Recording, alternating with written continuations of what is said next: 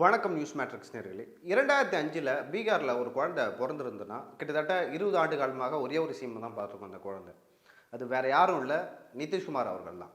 கிட்டத்தட்ட 20 ஆண்டுகளாக பீகார் மக்களின் முடிசூடா மன்னனாக நிதிஷ்குமார் அவர்கள் திகழ்கிறார். எப்படி இவ்வளோ 20 ஆண்டுகளாக பெரிய ஆன்டி இன்கம் வச்சிருக்கும், மக்களுக்கு ஒரு வெறுப்பு இருக்கும், ஒரு சலிப்பு இருக்கலாம், இதெல்லாம் தாண்டி எப்படி நிதிஷ்குமார் அவர்கள் வென்றார். அதே போல காங்கிரஸ் மற்றும் ஆர்ஜேடி தேஜஸ்வி கட்சி ரெண்டும் மிகப்பெரிய அளவில் பிரச்சாரம் செய்தது. குறிப்பாக எஸ்ஐஆர், வேலைவாய்ப்பின்மை அப்படின்னு சொல்லிட்டு நிறைய விஷயங்கள் பற்றி இந்த தேர்தலில் பீகாரில் அவர்கள் பிரச்சாரம் செய்தார்கள். அப்படி இருந்தும் காங்கிரஸ் தலைமையிலான அந்த இந்தியா கூட்டணி எப்படி தவற விட்டு விட்டது அப்படின்னு சொல்லி தான் பார்க்க போகிறோம். வாங்க பார்க்கலாம். பீகாரில் பாஜக தலைமையிலான என்டிஏ கூட்டணியும் அதே போல் காங்கிரஸ் தலைமையிலான இந்தியா கூட்டணியும் தேர்தலை எதிர்கொண்டாங்க. இது ஒரு மிகப்பெரிய பலப்பரச்சனையே சொல்லலாம். ஏன்னா நாடாளுமன்ற தேர்தலுக்கு அப்புறம் நடக்கிற முதல் சட்டமன்ற தேர்தல், அதுவும் பீகார் இந்தியாவிலே ஒரு முக்கியமான மாநிலம், அதிக நாடாளுமன்ற தொகுதிகள் இருக்குது. உத்தரப்பிரதேசத்துக்கு பிறகு பாஜக ஒரு மாநிலத்தை அதிக முக்கியத்துவம் கொடுக்குதுன்னா அது பீகாராக தான் இருக்குன்னு நான் நினைக்கிறேன். ஸோ முதலாவது விஷயமா அந்த தோல்விக்கு, காங்கிரஸின் தோல்விக்கும் பாஜக வெற்றிக்கும் காரணம் என்ன சொல்கிறாங்கன்னா, முழுக்க முழுக்க ராகுல் காந்தி மற்றும் தேஜஸ்வி யாதவ் சிறப்பு தீவிர திருத்தம், அதாவது இது 20 ஆண்டுகளுக்கு 25 ஆண்டுகளுக்கு ஒரு முறை தான் நடக்கும் அப்படின்னு சொல்லிட்டு சொல்கிறாங்க. இதை கையில் எடுத்து வச்சுட்டு காங்கிரஸ் இதில் ஓட் சோரி, அதாவது வாக்கு திருட்டு நடக்குது. ஒரே வீட்டில் இத்தனை வாக்காளர்கள் இருக்காங்க, 70 பேர் இருக்காங்க. அதே போல் பாஜக நிறைய போலி வாக்காளர்களை சேர்க்குது, சிறுபான்மை மக்களாகிய இஸ்லாமியர் மற்றும் கிறிஸ்தவர்களை நீக்குது அப்படின்னு சொல்லிட்டு இந்திய அளவில் மிகப்பெரிய குற்றச்சாட்டை வச்சுருந்தார். அதை பிரச்சாரமாகவே மேற்கொண்டார். ஆனால் பாஜகவும் அதே போல் ஜேடி ஜனதா தளம் அதை சட்டையே பண்ணலை. தேர்தல் ஆணையம் தான் காங்கிரஸுக்கு பதிலடி கொடுத்தது. ஆனால் பாஜகவில் இருக்கிற தலைவர்கள் அதை ரொம்ப ஈஸியாக ஹேண்டில் பண்ணாங்க. இந்த தேர்தலில் முழுக்க முழுக்க காங்கிரஸ் மற்றும் ஆர்ஜேடி இந்த இரண்டு கட்சிகளும் நாங்கள் மக்களுக்கு என்ன பண்ண போகிறோம், அதே போல் மக்களுக்கு ஜேடி அதாவது நிதிஷ்குமார் கட்சி என்ன செஞ்சது 5 ஆண்டுகளாக இல்லை 20 ஆண்டுகளாக, அதெல்லாம் பேசுறதை விட்டுட்டு இவங்க என்ன பேசுனாங்கன்னா எஸ்ஐஆர்னு சொல்லிட்டு கடைசி வரைக்கும் ராகுல் காந்தி அவர்கள் எஸ்ஐஆரை மட்டுமே பற்றி பேசினார். ஸோ இது பீகாரில் எடுபடலை அப்படின்னு சொல்லிட்டு சொல்லலாம். ஏன்னா தமிழ்நாடு ஓரளவு கல்வி அறிவில் ஒரு சிறந்த மாநிலம், இது ஒரு முன்னேறிய மாநிலம் கூட சொல்லலாம். பீகாரை கம்பேர் பண்ணும்போது அதை பெருமையாக சொல்லலை. நம்ம படிப்பறிவால் முன்னேறி இருக்கோம். நம்மளுக்கு அது ஒரு பெரிய விஷயமா தெரியும். நம்ம படிச்சிருக்கோம், என் வாக்காளர் ஏன் வரல, என் பேர் ஏன் வரல லிஸ்ட்டில், நான் எழுதி கொடுத்து ஏன் வரல, ஏன் என் பேர் விடுபடுத்துதுன்னு சொல்லிட்டு நம்ம உரிமையாக போய் கேட்போம். ஸோ ஆனால் பீகாரில் அப்படி இல்லை. என் பேர் வந்தால் என்ன வரல என்ன அந்த மாதிரி யோசிக்கிற ஒரு மென்டாலிட்டியில் இருப்பாங்க அப்படின்னு நான் நினைக்கிறேன். அதனால தான் கிட்டத்தட்ட காங்கிரஸ் குற்றச்சாட்டு என்ன வைக்குதுன்னா 14 லட்சம் பேர் வாக்காளர் பட்டியலில் பேரை நீக்கியிருக்காங்க, சில பேர் 25 லட்சம் அப்படின்னு சொல்லிட்டு சொல்கிறாங்க. ஸோ இப்படி நீக்கும் பொழுது அந்த மக்கள் தான் குதித்திருக்கணும் பாஜக அரசுக்கு எதிராக. ஆனால் அப்படியான விஷயங்கள் அங்கே பண்ணவே இல்லை. அதே போல் பீகாரில் இருக்கிற காங்கிரஸ் கட்சியினர்லாம் என்ன பண்ணியிருந்தாங்க அப்படின்னு சொல்லிட்டு ஒரு கேள்வி கேட்குறாங்க. ஸோ பாஜக சரி, ஒரு பக்கம் தேர்தல்னாவே நம்மளுக்கு என்னென்னா, என்ன சிறப்பு திட்டம் நீங்கள் பண்ண போகிறீங்க, சமூக நல திட்டங்கள் என்ன வச்சுருக்கீங்க, ஏன் நிதிஷ்குமார் 20 ஆண்டுகளாக பீகார் மக்களை ஏமாத்தினார், பீகார் மக்களுக்கு 20 ஆண்டுகளாக நிதிஷ்குமார் என்ன பண்ணார். ஸோ இந்த மாதிரியான கேள்வியை எழுப்புறதை விட்டுட்டு ராகுல் காந்தி மற்றும் தேஜஸ்வி யாதவ் என்ன பண்ணாங்கன்னா முழுக்க முழுக்க எஸ்ஏஆர்லே குறியாக இருந்தாங்க. ஸோ இரண்டாவது முக்கியமான விஷயமாக என்ன பார்க்கப்படுதுன்னா சோஷியல் இன்ஜினியரிங். அதாவது காங்கிரஸ் அணியில் இருக்கிற ஆர்ஜேடி, ராஷ்ட்ரிய ஜனதா தளம், அந்த கட்சியை முழுக்க முழுக்க அங்கே இருக்கிற மக்கள் எப்படி பார்க்குறேன்னா அது யாதவர்களுக்கான ஒரு கட்சியாக பார்க்குறாங்க. ஸோ அப்படி இருக்கும்போது யாதவர்கள் கிட்டத்தட்ட ஒரு 14-15% தான் இருப்பாங்க. அந்த பர்சன்டேஜ் நம்ம வெற்றியை தீர்மானிக்க முடியாது. ஸோ உங்களுக்கு ஒன்று யாதவர்களோட ஓட்டு இருக்குது, அதே போல் இன்னொன்று ஆன்டி இன்கம்பன்சி இருக்குது. அதே போல் காங்கிரஸ் வந்தால் தங்களுக்கு பட்டியலின மக்கள், அதே போல் சிறுபான்மை மக்களோட வாக்குகள் கிடைக்கும்னு சொல்லிட்டு ஆர்ஜேடி கட்சியின் தலைவர் தேஜஸ்வி யாதவ் நம்பதாக சொல்லப்பட்டது. ஆனால் பட்டியலின மக்கள் அந்த ஆர்ஜேடி எப்படி பார்க்குறாங்கன்னா, ஒரு காலத்தில் குறிப்பாக சொல்லணும்னா 90s ஆர்ஜேடி கட்சி அதாவது யாதவர்கள்லாம் தலித்துக்கு எதிராக மிகப்பெரிய அட்டகாசங்களையும் அதே போல் ஒடுக்குமுறையும் பீகாரில் பண்ணதாக சொல்லப்படுது. இன்னுமே அந்த கோபம் அங்கே இருக்கிற தலித் மக்களுக்கு தேஜஸ்வி யாதவ் கட்சியின் மேலே இருக்கிறதா சொல்கிறாங்க. அதனால் அந்த வாக்குகள் இந்த பக்கம் கன்வெர்ட் ஆகலன்னு சொல்கிறாங்க. இன்னொரு விஷயம் என்ன சொல்கிறாங்கன்னா, சிறுபான்மை மக்களோட வாக்குகளே பெரும்பாலும் எஸ்ஐஆரில் போச்சுன்னு சொல்லிட்டு கொஞ்சம் பேர் சொல்கிறாங்க. அது எந்த அளவுக்கு உண்மைன்னு தெரியல. அதே போல் சிறுபான்மை மக்களோட வாக்குகளே இஸ்லாமிய ஒவைஸ்ல நின்னார்ல, அவருக்கு நிறைய வாக்குகள் போயிட்டு தான் சொல்கிறாங்க.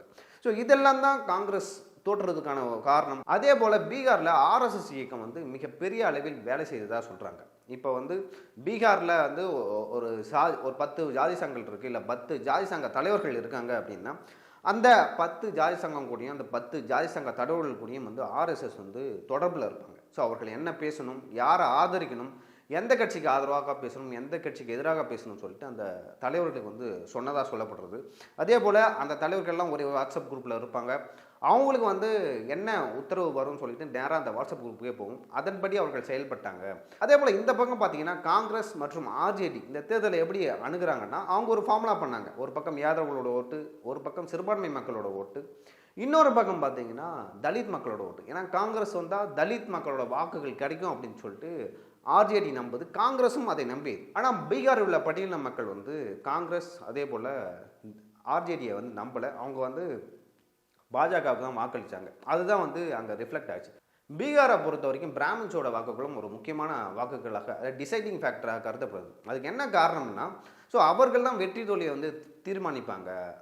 ஏன்னா அவங்க ஒரு குறிப்பிட்ட சதவீதம் இருப்பாங்க. அவங்களோட வாக்குகள் எப்பொழுதுமே யாருக்கு போகும்னா காங்கிரஸ் தான் பெருமளவில் போகும். பாஜக வந்த பிறகு வந்து பாஜகவுக்கு அந்த காங்கிரஸ் பிராமின்ஸோட ஓட்டு கொஞ்சம் போச்சு. ஐபேக்கில் இருந்த பிரசாந்த் கிஷோர் வந்து ஜன் சுரேஜ்னு ஒரு கட்சி ஆரம்பித்தார்.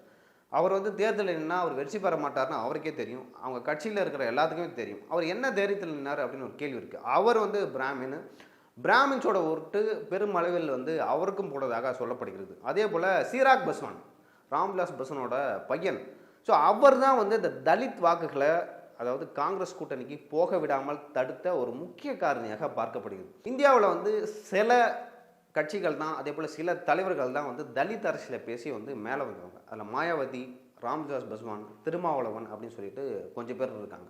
அதில் ராம்விலாஸ் பஸ்வான் வந்து ரொம்ப முக்கியமானவர். அவரோட பையன் சிராக் பஸ்வான் இருக்கார்ல, அவர் வந்து என்டிஏ கூட்டணியில் இருந்தார். அவர் தான் தலித் மக்களோட வாக்குகள் அங்கே போகக்கூடாதுன்னு சொல்லிட்டு மிக பெரும் அளவில் வந்து ஒரு தடைக்கல்லாக இருந்ததாக சொல்கிறாங்க. ஒருவேளை அவர் இந்த பக்கம் இந்தியா அலைன்ஸ் பக்கம் இருந்திருந்தால் அந்த வாக்குகள் எல்லாம் வந்து இந்த பக்கம் பட்டியலின மக்களோட வாக்குகள் இந்த பக்கம் வந்திருக்கு தான் சொல்கிறாங்க. ஸோ அதுவும் தோல்விக்கு ஒரு காரணமாக சொல்லப்படும். இந்தியா கூட்டணியில் உள்ள கட்சிகள் வந்து ஒரு ஃபார்முலா போட்டு வச்சுருந்தாங்க. ஸோ அந்த ஃபார்முலா ஒர்க் அவுட் ஆகல. ஆனால் என்டிஏ கூட்டணியில் இருக்கிற பாஜகவாகட்டும், ஜேடி அதாவது நிதிஷ்குமார் கட்சியாகட்டும், அவங்க ஒரு ஃபார்முலா போட்டு வச்சாங்க. அதாவது யாதவர்கள் அல்லாத ஒரு அணி, யாதவர்கள் வந்து ஒரு பக்கம், யாதவர்கள் இல்லாத ஒரு அணி வந்து இன்னொரு பக்கம். அதில் வந்து நிதிஷ்குமார் இருந்தார், அது சிராக் பஸ்வான் இருந்தார், பாஜக இருந்துச்சு, அதே போல் ஆர்எஸ் அதுக்கு பின்னாடி வேலை செஞ்சது. அதே போல் இபிசி அப்படின்னு சொல்லிட்டு அங்கே வந்து ஒரு கேட்டகரி இருக்குது. நம்ம ஊரில் பாமக எம்பிசி இருக்காங்களா, அந்த மாதிரி ஒரு கேட்டகரி அங்கே இருக்கிறதா சொல்கிறாங்க. அவங்க கிட்டத்தட்ட ஒரு 30% கிட்ட வர்றதா சொல்கிறாங்க. ஸோ அவர்களும் இந்த தேர்தலில் முக்கிய பங்காற்றினாங்க. அந்த வாக்குகள் பெரும் அளவில் வந்து என்டிஏ கூட்டணிக்கு போனதாக சொல்கிறாங்க. மூன்றாவது காரணம் என்னன்னு பார்த்தீங்கன்னா, நிதிஷ்குமார் அவர்கள் வந்து ஒரு 3 மாதங்களுக்கு முன்னாடியே ஒரு அறிவிப்பை வெளியிட்டிருந்தார். பீகார் மாநிலத்தை பொறுத்த வரைக்கும் அது எப்படின்னா, அங்கே வந்து பெரியதாக தொழில்கள் எதுவும் இல்லை. அங்கே இருக்கிற ஆண்கள் பெரும்பாலும் வெளியூருக்கு வந்து தான் தொழில் செய்வாங்க. இப்போ நம்ம ஊரில் மெட்ரோ ட்ரெயின் அந்த வேலைகள் போதில்லை, அதே போல் கட்டிட வேலைகள் நிறைய போகுது. ஸோ இந்த மாதிரி இடங்களுக்கெல்லாம் வந்து போவாங்க. ஒன்று சென்னை, தமிழ்நாட்டுக்கு வருவாங்க, அப்படின்னா பெங்களூர், மும்பை அப்படின்னு சொல்லிட்டு வளர்ந்த மாநிலங்கள் இல்லை வளர்ந்து வரும் சிட்டியை நோக்கி போவாங்க. அங்கே வந்து பெண்கள் நாடு அதிகம். ஸோ அந்த பெண்களை குறிவைத்து பல திட்டங்களை வந்து இந்தியா கூட்டணி வச்சது. இந்த மாதந்தோறும் வந்து நாங்கள் ஒரு பணம் தரோம், தமிழ்நாட்டை தரல, மகளிர் உரிமை தொகை மாதிரி நாங்கள் தரோம் அப்படின்னு சொல்லிட்டு சொன்னாங்க. அதே போல் கல்வி எல்கேஜிலேருந்து உங்களுக்கு 12th வரைக்கும் நான் வந்து ஃப்ரீயாக படிக்க வைக்கிறோம் அப்படின்னு சொல்லிட்டு சொன்னாங்க. இன்னொரு பக்கம் என்ன சொன்னாங்கன்னா, நாங்கள் வந்து இலவச பஸ் பயணம், அந்த மாதிரியான அறிவிப்புகள் தமிழ்நாட்டில் என்ன அறிவிப்புகள்லாம் அறிவித்தாங்களோ அந்த மாதிரியான அறிவிப்புகள் வந்து பீகார் எலெக்ஷன்லேயும் வந்து இந்தியா கூட்டணி வந்து அறிவித்தது. ஆனால் நிதிஷ் அவர்கள் வந்து இது சரியாக புரிஞ்சுக்கிட்டார். முழுக்க முழுக்க ராகுல் காந்தியும் ஜெயதேஷ் யாதவும் வந்து பெண்களோட வாக்குகள் தான் குறி வைக்கிறாங்கன்னு சொல்லிட்டு, அப்படி இருக்கும்போது அவர் வந்து ஒரு விஷயத்தை பண்ணுறாரு. என்னென்னா, 2-3 மாதங்களுக்கு முன்னாடி ஒரு அறிவிப்பு வெளியிடுறார். அதாவது பீகாரில் இருக்கும் பெண்களுக்கு வந்து 10,000 ரூபா கொடுக்கப்படும் குடும்ப தலைவின்னு சொல்லிட்டு ஒரு அறிவிப்பை வெளியிடுறார். ஸோ அவர் வெளியிட்டு அந்த எலெக்ஷன் டேட் அறிவிக்கிறாங்கல்ல, அதுக்கு முன்னாடி ஒரு 2-3 நாளுக்கு முன்னாடி வந்து எல்லாரோட அக்கௌண்ட்லேயும் வந்து பணம் கிரெடிட் ஆகுது. இவங்க ஒரு பக்கம் இந்தியா கூட்டணி பக்கம், அதாவது காங்கிரஸ் தேஜஸ்வி யாதவ் பக்கம் என்ன சொல்கிறாங்கன்னா, உங்களுக்கு வந்து எஜுகேஷன் ஃப்ரீ, அதே போல் வீட்டில் ஒருத்தவங்களுக்கு அரசு வேலை, அதே போல் எஸ்ஐஆர் அப்படின்னு சொல்லிட்டு ஒரு விஷயம் பேசுகிறாங்க. நிறைய சமூக நல திட்டங்கள், வெல்ஃபேர் ஸ்கீம்ஸ் அப்படின்னு சொல்லிட்டு சொல்லுவாங்கள்ல, அதெல்லாம் வந்து அறிவிச்சாங்க. அதெல்லாம் ஓரங்கட்டி விட்டு இந்த 10,000 ரூபான்ற விஷயம் வந்து பீகார் எலெக்ஷனில் இந்த முறை ஒரு பெரிய தாக்கத்தை ஏற்படுத்தியது. 10,000 ரூபா கொடுத்து அடுத்த மாதமே எலெக்ஷன்னா நம்ம யாருக்கு ஓட்டு போடுவோம்? யார் முதல்ல 10,000 கொடுக்குறாங்க அப்படின்னு சொல்லி தான் நம்ம யோசிப்போம். இப்போ நாமனாச்சும் வந்து பணம் வாங்கிட்டு வந்து வேறு கட்சிக்கு போவோம், இல்லை நீ பணமே கொடுக்குறோன்னு சொன்னாலும் வாங்கிக்கிட்டு எலெக்ஷனில் நம்ம வேறு கட்சிக்கு போவோம். ஆனால் பீகாரில் இருக்கிற மக்கள் அப்படி இல்லை. அவங்க எப்படி பார்ப்போம்னா, நிதிஷ்குமார் வந்து சொன்னதை செஞ்சுச்சாரு, 10,000 போகிறோன்னு சொன்னார், எலெக்ஷன் முன்னாடி போடுவார். அதன் பிறகு வந்து இந்தியா கூட்டணியும் சரி, தேஜஸ்வி யாதவும் சரி, மிக பெரும் அளவில் வந்து பிரச்சாரத்தை பண்ணாங்க. அது எதுவுமே வந்து எடுபடலை அப்படின்னு தான் சொல்லணும். அதில் தான் வந்து தேர்தலில் ரிஃப்ளெக்ட் ஆகிடுச்சு. இன்னொரு பக்கம் பார்க்கணும், பீகார் மாநிலத்தில் வந்து இளம் வயதினர் அதே போல் திருமணம் ஆண்கள்லாம் வெளியூருக்கு சம்பாதிக்க வந்துட்டாங்க. அதிகபட்சம் பெண்கள் அங்கே இருக்காங்க. ஒரு பக்கம் பெண்களை குறி வச்சாச்சு, இன்னொரு பக்கம் முதியோர்கள் இருக்காங்க. முதியோர்களுக்கு வந்து நாங்கள் பென்ஷன் தருவோம் அப்படின்னு சொல்லிட்டு என்டிஏ கூட்டணி அறிவிக்குது. அப்படி அறிவித்தோடனே ஒரு பக்கம் பெண்களை வந்து நீங்கள் வழிக்கு கொண்டு வந்துட்டீங்க, 10,000 கொடுத்து, இன்னொரு பக்கம் வந்து முதியோர்களையும் வந்து அதுக்குள்ளே கொண்டு வர்றீங்க. அப்படி கொண்டு வரும்போது 2 தரப்பினரும் உங்களுக்கு ஓட்டு போடுறாங்க. ஜென்சி யாருக்கு ஓட்டு போட்டாங்கன்னு நம்மளுக்கு தெரியல. எனக்கு தெரிஞ்சு வந்து ராகுல் காந்தி அதே போல் தேஜஸ்வி அதுக்கு போட்டிருக்கலாம். அதுதான் வந்து அவங்க அந்த வெற்றி பெற்ற இடங்கள் இல்லை வாக்கு சதவீதம் நம்ம சொல்லலாம். ஆனால் முழுக்க முழுக்க பீகாரில் உள்ள பெண்கள், பெரும்பாலான பெண்கள் அதே போல் முதியவர்கள் 60 வயதுக்கு மேலவங்க எல்லாமே வந்து என்டிஏ கூட்டணிக்கு தான் வாக்களித்ததாக சொல்கிறாங்க. ஸோ அதனால தான் மிகப்பெரிய வெற்றியை பாஜக பெற்றதுன்னு சொல்கிறோம். அதே போல் இந்த தேர்தலில் இந்தியா கூட்டணி மிகப்பெரிய சரிவை சந்திக்கிறதுக்கு முக்கிய காரணம் ஒன்று இருக்குது. அது என்னென்னா, பிரசாந்த் கிஷோர் வந்து வாக்கப்பறிச்சார். இன்னொரு பக்கம் பார்த்தீங்கன்னா ஒவைசி வந்து வாக்கப்பறிச்சார். இன்னொரு பக்கம் வந்து பகுஜன் சமாஜ் கட்சி வந்து வாக்கப்பறிச்சது.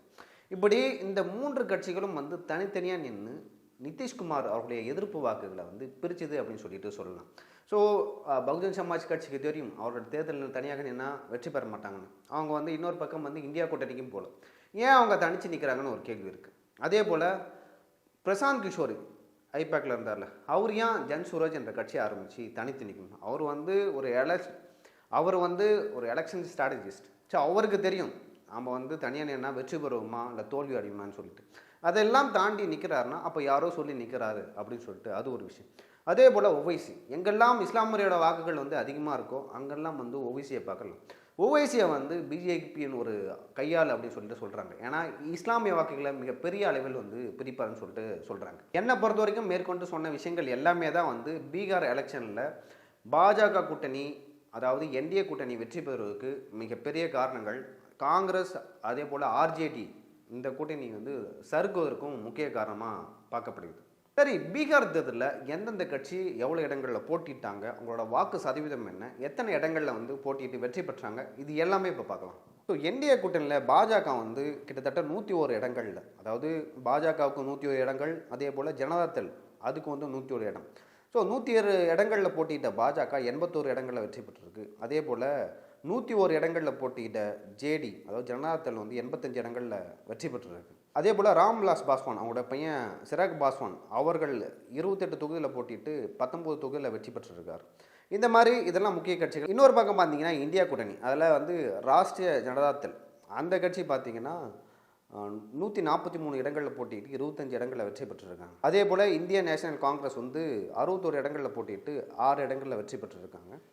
அதே போல் சிபிஎம், சிபிஐ இந்த கட்சிகள் வந்து 20 இடங்களில் போட்டிட்டு 2 இடம், சிபிஐ வந்து 1 இடங்களில் கூட வெற்றியே பெறல. மொத்தமாகவே இந்தியா கூட்டணி வந்து 35 இடங்கள்ல தான் போட்டி இருக்குது. முந்தைய தேர்தலோட கம்பேர் பண்ணும்போது 79 இடங்களில் வந்து குறைஞ்சி தான் அந்த அணி வந்து தோல்வியை சந்திச்சிருக்கு. ஓவைசியோட கட்சி வந்து 1.8%, பிஎஸ்பி கட்சி வந்து 1.6. அதே போல் ஜன் சுராஜின் கட்சி வந்து கிட்டத்தட்ட ஒரு 3% மேலே எடுத்திருக்காங்க.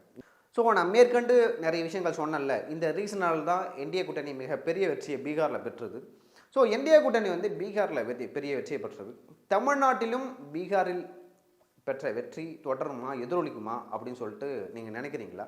அடுத்த வீடியோவில் அதை பற்றி நம்ம பேசலாம். ரொம்ப நன்றி.